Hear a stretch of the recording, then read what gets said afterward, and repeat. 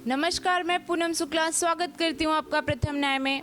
आपने वो सारी तो सुनी ही होगी कि कौन कहता है कि आसमान में सुराख नहीं होते, एक पत्थर तो तबीयत से उछालो यारो। इसको एकदम पूरी तरह से सटीक तरीके से जिनके ऊपर सूट करता है वो है हमारे साथ। यहाँ पे सिर्फ मुंबई की ही नहीं, पूरे भारत में पहली बार वो अपने कम्युनिटी में ऐसी लड़की हैं जो पायलट बन पाई हैं। तो आइए जानते हैं, हम उनसे बातचीत करते हैं। क्या ये उनका सपना शुरू से ही था कि वो पायलट ही बनना चाहती थी, या वो कुछ और चाहती थी और उनको उनके भाग्य ने या उनके बात के इंटरेस्ट ने उनको यहाँ पे पहुँचा दिया। तो हमारे साथ हैं अब्सा कुरैशी जी, तो आइए उनसे बात करते हैं। हाँ मैम, तो पहले तो बहुत सारा आपको बहुत बहुत बधाई। तो बताइए, क्या आपका ये सपना बचपन से ही था कि आप पायलट ही बनना चाहती थी? पहले तो गुड इवनिंग और सबको मेरी तरफ से नमस्ते, अस्सलाम वालेकुम एंड हैप्पी न्यू ईयर। जी नहीं, मेरा ये जो सपना है ये पहले से नहीं था। ये आफ्टर माय इंजीनियरिंग ये मुझे अचानक ऐसे क्लिक हुआ क्योंकि मैं एविएशन व्लॉग्स और एयरलाइन पायलट्स को बहुत फॉलो करती थी। तो ये इंटरेस्ट ने मुझे आकर्षित किया कि मैं ऐसा कुछ करूं और शायद मैं ऐसा कुछ कर सकती हूं। इस चीज़ की तरफ मुझे खींचा और मैं आगे बढ़ पड़ी। तो आपको ये प्रेरणा मिली ब्लॉग और ये सारी चीज़ें देख के? हाँ, वो चीज़ें देख करके। और एक और चीज़ थी कि मैं एयर ट्रैफिक कंट्रोलर की स्टडीज़ कर रही थी आफ्टर माय इंजीनियरिंग। तो air traffic controller is something जो पायलट्स को राह दिखाते ऊपर। तो मैं उसकी पढ़ाई कर रही थी। तो उसको सोचते सोचते मेरा ऐसा दिल गया कि मैं ये सब क्यों करूँ, मैं पायलट्स को क्यों कंट्रोल करूँ, मैं प्लेन को भी तो कंट्रोल कर सकती हूँ। बहुत अच्छी सोच है, बहुत अच्छा लगा। तो आपको किस तरह की मुश्किलों का सामना करना पड़ा अपनी इस पूरी जर्नी में यहाँ तक पहुँचने के लिए? मुश्किल तो ऐसा कुछ नहीं था, बस ये था कि जब मेरी ट्रेनिंग चल रही थी तो कोरोना था। अमेरिका से मैंने अपनी ट्रेनिंग कंप्लीट की है। तो बस वही एक चीज़ थी। बाकी मेरे पेरेंट्स का, मेरे फादर का, मेरी मॉम का, मेरी दादी है उनका, इन सब का, मेरी फैमिली का मुझे बहुत सपोर्ट रहा है। और इन्होंने मुझे कभी भी आगे बढ़ने से नहीं रोका, तालीम हासिल करने से नहीं रोका। और इंशाल्लाह आज मैं उनकी दुआ से इतनी आगे बढ़ पड़ी। जी, जैसा कि हम जानते हैं आपके समाज में लड़कियों के लिए बहुत सारी बंदिशें होती हैं, पढ़ाई को लेके, हर चीज़ को लेके।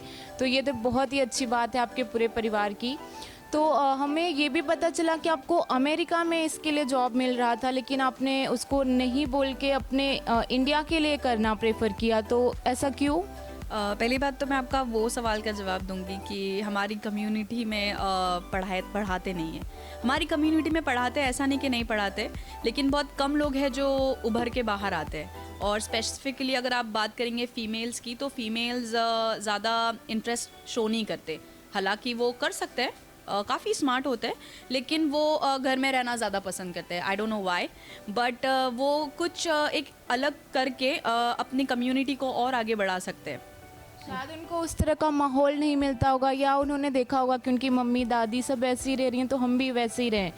तो आप उनके लिए एक बहुत ही अच्छा प्रेरणा स्रोत बन के उभरे हैं। हाँ, बट मेरा ये बोलना है कि फैमिली आपकी कैसी भी रहे ना, अगर आपके अंदर वो करने की चाह है ना तो आप कर सकते हो। फाइनेंशियली भी अगर आप देखा जाएंगे तो ऐसा है कि बचपन से अगर आप अच्छी तरीके से पढ़ रहे हो और आपकी तालीम अच्छे से हो रही है तो गवर्नमेंट की तरफ से स्कॉलरशिप बहुत है। तो आप इसको ऐसा मत दर्शाओ कि जिसकी फैमिली कर सकती है वही आगे बढ़ते हैं, जिनके फैमिली में इलिटरेट है तो वो बच्चे भी इलिटरेट रहेंगे। नहीं, व्हाट इज़ द चेंज? तो चेंज यही है कि अगर आपके अंदर चाह है ना तो सब कुछ हो सकता है। जी, जहाँ पे चाह है वहाँ पे राह है, ऐसा कहा गया है। तो आप हमको ये बताइए कि अगर ये सपोर्ट नहीं होता आपके पेरेंट्स का तो यहाँ तक आना आपके लिए पॉसिबल रहता? बिल्कुल नहीं रहता, क्योंकि अगर मेरे फादर मुझे सपोर्ट नहीं करते तो जैसे वो हमेशा काफ़ी इंटरव्यूज़ में उन्होंने कहा है कि मैं भी नाना दादा बन के बैठ जाता, तो वही हो जाता कि मेरे भी 2-3 बच्चे होते। बट अल्लाह के करम से ऐसा हुआ है कि मेरे डैडी ने हमेशा एजुकेशन की तरफ ज़्यादा फोकस किया है और हमको इस चीज़ में आगे बढ़ाया है। और आप आज देख रहे हैं कि ये मुकाम हासिल कर चुकी हूँ मैं। जी, ये तो देख के बहुत ही अच्छा लग रहा है कि आप इस मुकाम पे हैं। एक महिला होने पे मुझे भी गर्व हो रहा है आपकी वजह से। तो आप हमको ये बताइए कि जैसे कि थोड़ा कुछ अपने करियर के बारे में, मतलब क्या उसमें होता है, कैसे चीज़ें होती हैं, एक्सपीरियंस कैसा रहा आपका अब तक का? मेरा एक्सपीरियंस बहुत ही ब्यूटीफुल था। मैंने एक्सपेक्ट नहीं किया था जब मेरी पहली फ़्लाइट थी जिसने मेरी आंखों में आंसू डाल दिए थे। वो बियॉन्ड एक्सप्लेनेशन है, बट ये बहुत ही वंडरफुल फीलिंग है कि आप उड़ रहे हो। आप बोल सकते हो कि आज मैं फ्लाई कर रही हूँ, आज मैं उड़ रही हूँ।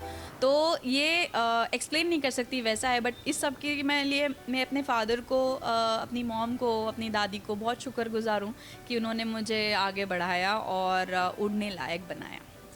सब बस अपने सपनों को ही उड़ान देते हैं, पर ये हमारे साथ बैठी हैं जिन्होंने खुद को ही पंख दे दिए हैं।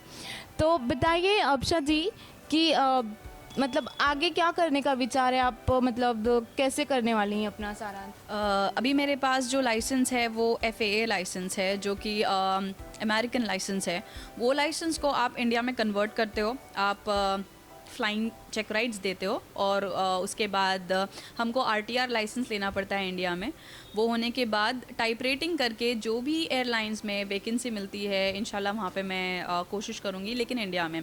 जैसे आपने मुझे जॉब के बारे में भी पूछा, तो एज अ ट्रेनर मेरे स्कूल में ही, जहाँ पे फ्लाइंग स्कूल में थी वहाँ अमेरिका में, वहीं पे मेरे को एज अ ट्रेनर जॉब थी कि बच्चों को फ्लाई करना सिखाओ। तो उस जॉब को वो काफ़ी अच्छी थी कि आप बहुत कुछ सीखते हो सिखाते हुए, बट फिर भी मैंने ये सोचा कि नहीं, मैं अपनी कंट्री में जाऊंगी, अपने महाराष्ट्र, अपना मीरा भाईंदर, इसका नाम ऊंचा करूंगी, और वहाँ जाकर, क्योंकि फ्लाइंग करना आप कोई भी सीख जाएगा, लेकिन फ्लाई करना वहाँ जहाँ आप रहते हो, ये अलग था मुझे। तो मुझे ऐसा है कि मैं मेरे मुंबई में फ़्लाई करूँ, अपने इंडिया में फ़्लाई करूँ, महाराष्ट्र में फ़्लाई करूँ, तो इसलिए मैं वापस आई हूँ। तो जी मैं आप जानना चाहती हूँ कि आपके रोल मॉडल कौन है? मेरे रोल मॉडल खुद पायलट्स हैं। उनका नाम है गौरव तनेजा जी और ऋतु तनेजा उनकी वाइफ है। तो मैं उनके काफ़ी व्लॉग्स और वीडियोस देख के प्रोत्साहित हुई हूँ इस फील्ड की तरफ, और वो भी इंजीनियर हैं।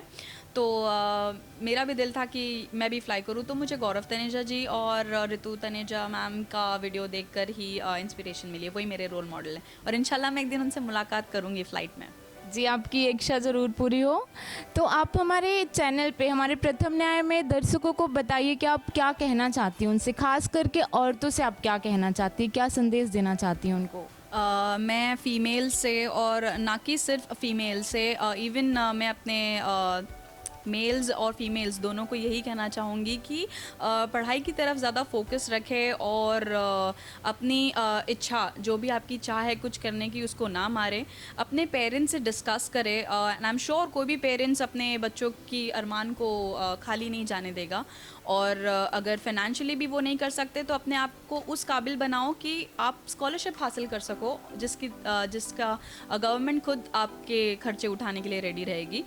तो ये सिर्फ एक बहाना है कि हमारे पास नहीं है, हम नहीं कर सकते, या फिर हमारी फैमिली उस चीज़ से बिलोंग नहीं करती। ये सिर्फ एक बहाना है। अगर एक बच्चा करना चाहे, या फिर एक औरत या एक लड़की करना चाहे, तो वो बिल्कुल कर सकती है। तो मेरा बस यही उनसे रहेगा कि बस एक छोटा सा बाउंड्री बनाकर वहीं पे रहना मुनासिब मत समझो, बाहर निकलो और आगे बढ़ो। थैंक यू सो मच, और फिर से एक बार आपको कंग्रेचुलेशंस। तो जैसा कि आपने देखा, अब्शा जी की सोच भी उतनी अच्छी है और वो बहुत ही अच्छे मुकाम पे पहुंच गई हैं। फ्यूचर के लिए हम उनको ढेर सारी बधाइयाँ देते हैं। इसी के साथ नमस्कार।